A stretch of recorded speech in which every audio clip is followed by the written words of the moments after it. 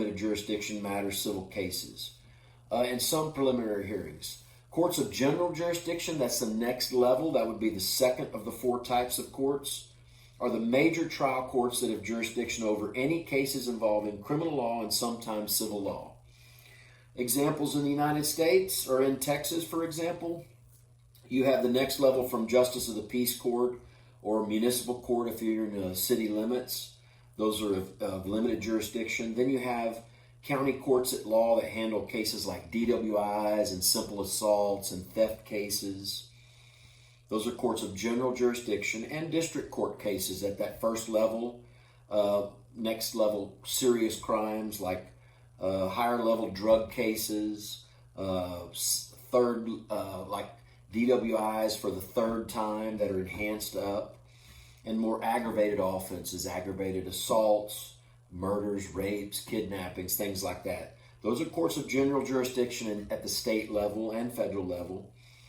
And then finally, you have intermediate courts of appeal. This is the third of the four types of courts. They handle appeals from those lower courts.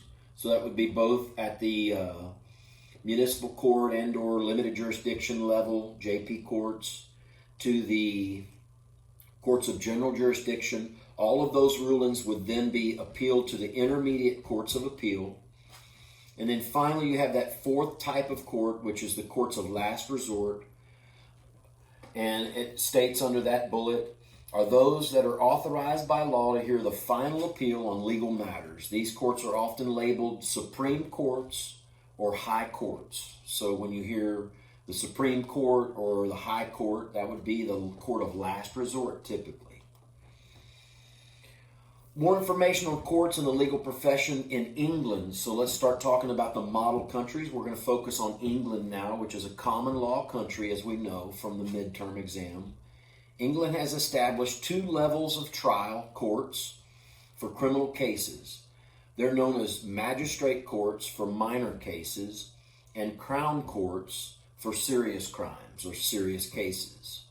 So magistrate courts are courts of limited jurisdiction, under those four types of courts again, and also serve as grand jury. So in other words, in England, those magistrate courts are courts of limited jurisdiction, hear preliminary hearings such as a grand jury would hear in the United States or in Texas. They would hear a state prosecutor's office and possibly the charging, like the agency that investigated the crime, would present the facts of the crime to a grand jury.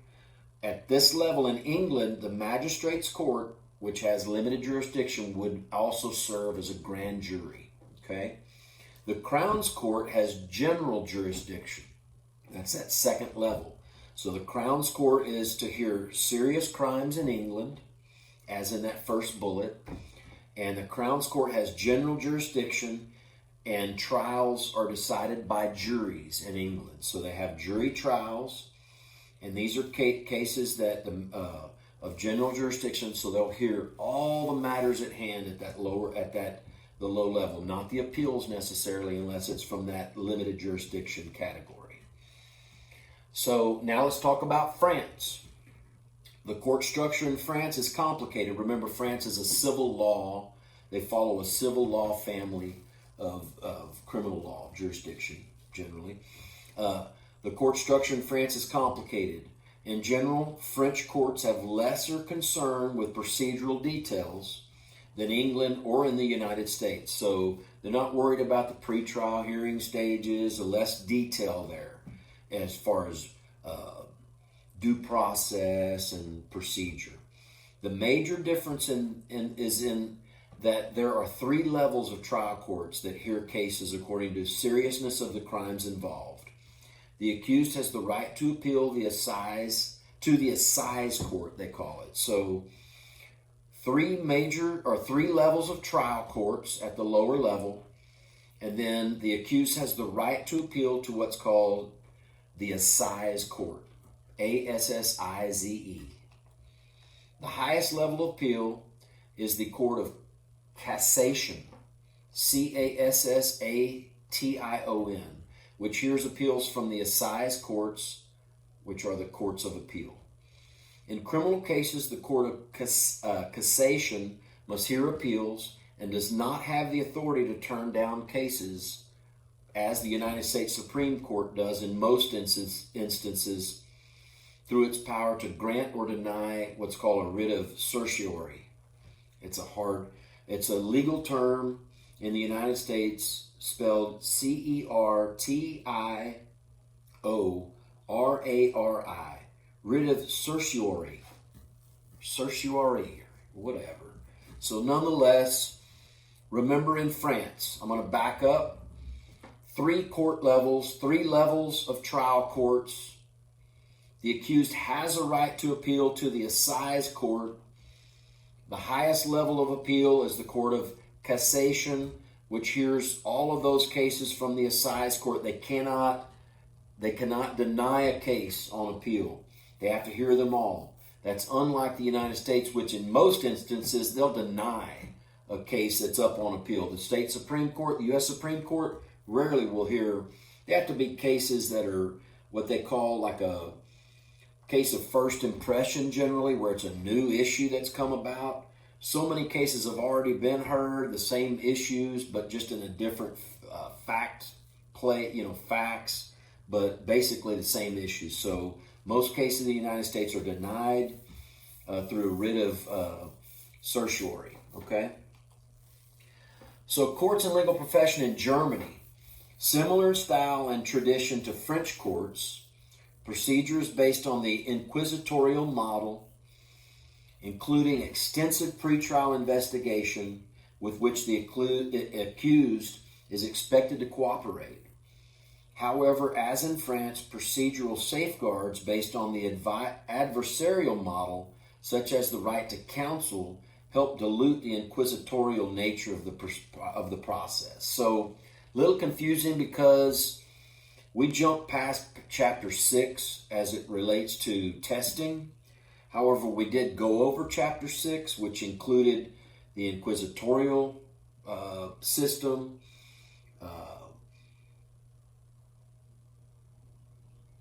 as we also went over the adversarial system. So I don't want to get into too many details here. Let's just suffice to say in Germany, it's similar in style and tradition to the French courts. Don't worry so much about what you do need to know is, however, where it deviates from the French courts, the French are less worried about pretrial investigation. They jump past all that. Whereas in Germany, there is some extensive pretrial investigation.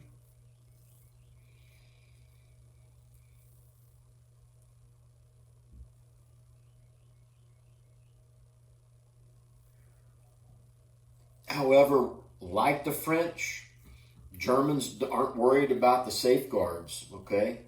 So they don't necessarily offer up right to counsel at an early stage when you might want it in a pretrial investigation.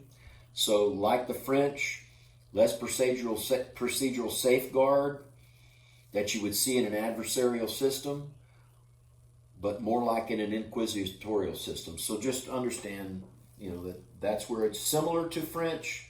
The Germans don't worry about early stage of a right to counsel, but they do look at the pretrial investigation as an issue of concern.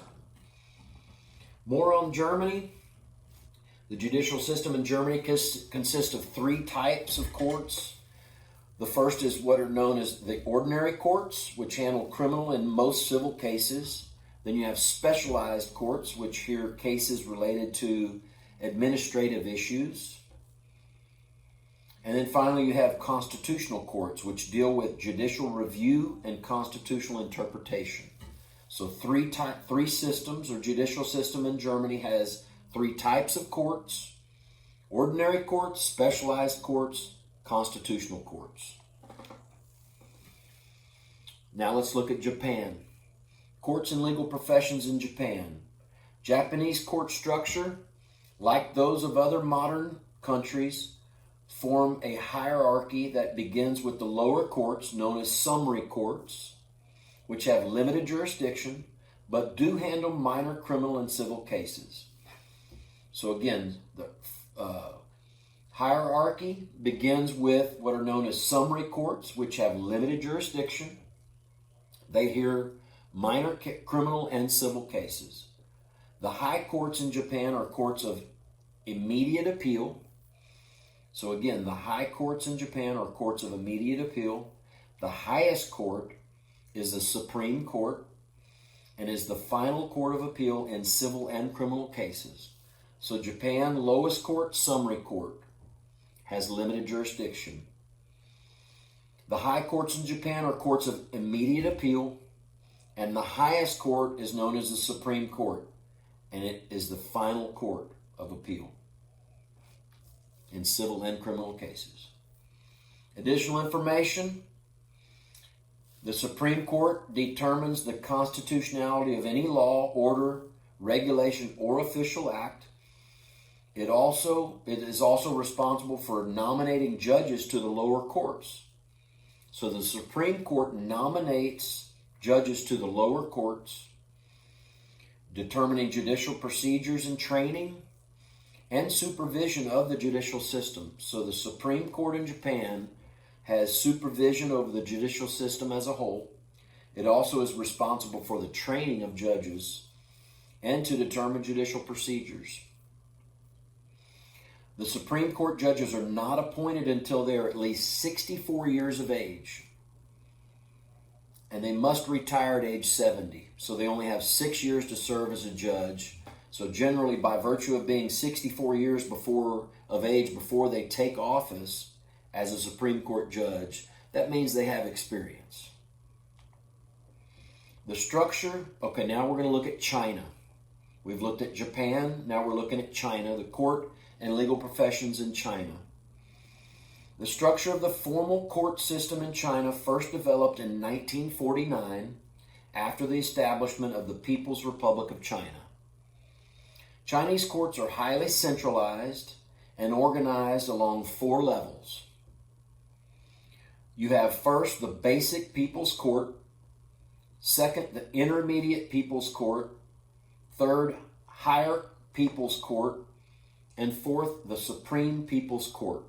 I repeat, the basic People's Court, intermediate People's Court, higher People's Court, and finally the Supreme People's Court in China. Courts and legal professions in Saudi Arabia that I found important from the text. Saudi Arabia has seen substantial change in its judicial system in recent years as a result of a decree signed by Judge Abdullah called the Judiciary Law of 2007. The Judiciary Law of 2007 provided a new judicial arrangement with 3 primary court levels. Number 1, the High Court. Number 2, the Courts of Appeal. And number 3, the first degree courts. So I'm going to repeat. As of 2007, after the signing by King Abdullah, the Judiciary Law of 2007, there were 3 primary court levels. Number 1, the High Court. Number 2, the Courts of Appeal. And number 3, the first degree courts. The Minister of Justice, appointed by the King, presides over the entire judicial system. The Minister of Justice, appointed by the King, that's King Abdullah, presides over the entire judicial system. Judges in Saudi Arabia require significant training and study in the Islamic law. They must attend religious preparatory school for 5 years prior to attending college and law school. So I repeat, they must attend religious preparatory school for 5 years prior to attending college and then finally law school. Also, Saudi lawyers who practice in court must be male Muslims. So Saudi lawyers who practice in court. So you might practice in a law firm and sit behind a desk and do other law work, law-related work, but you may not be in practice in the courtroom unless you are a male Muslim. According to Islamic tradition, it is not necessary to have a trained advocate in criminal trials.